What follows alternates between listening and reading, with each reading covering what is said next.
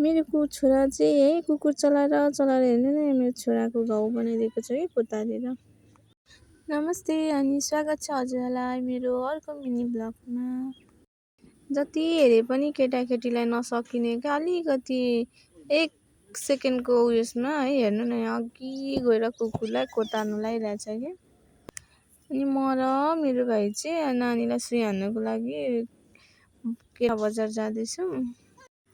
योभन्दा अलिकति अगाडि पनि है 7-8 महिना अगाडि पनि कुकुरले नै टोकेर सुई हानेको, फेरि कोतालेर कि फेरि अब सुई नहानी त भएन नि त, अनि सुई हान्न गयौँ।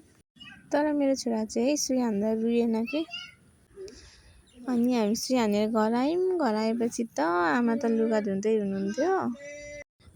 यो लुगा मारिन्जेलसम्म चाहिँ के भएन, पखाल्ने बेला चाहिँ कल बिग्रियो कि। अनि कल बिग्रेपछि चाहिँ बाउले बनाइदिनु हुँदैछ क्या कल।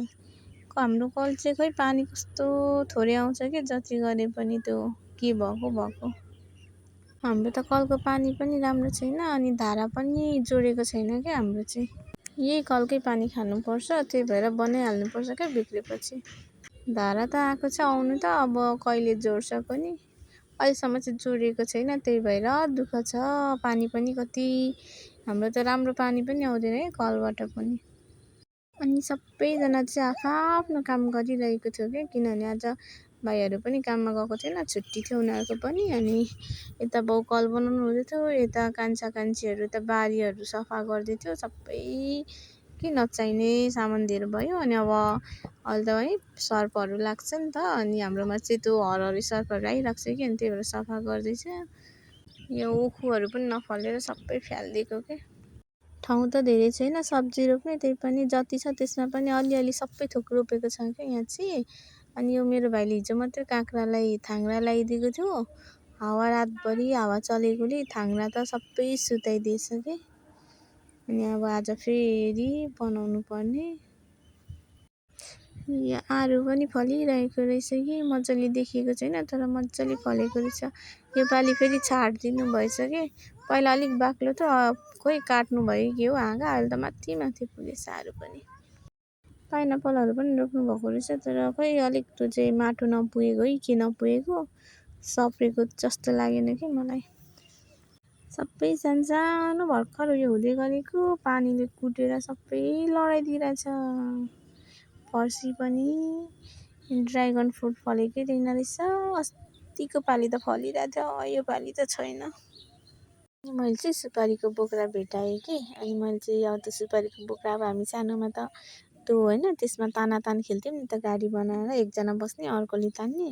अनि मैले मेरो छोरालाई पनि त्यस्तै गरेर तानेको कि, छोरा त खुसी भएर है।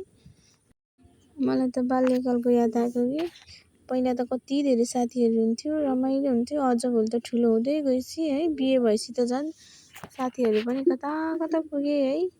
अब त पहिलाको जस्तो बोलचाल पनि बन्द भइसक्यो कि, कमै हुन्छ होला। काम पर्दा मात्रै बोलचाल भएको जस्तो लाग्छ कि। बिहे गरेपछि सबैको आफ्नो जिम्मेवारी हुन्छ, के गर्नु। मैले त नानी खेलाउन थालेँ, कान्छाले माइलाको साइकल बनाइदिँदैछ कि बिग्रेको थियो र। अनि बाउले त थाङ्राहरू पनि गाड्नु भयो अलिक गहिरो खनेर।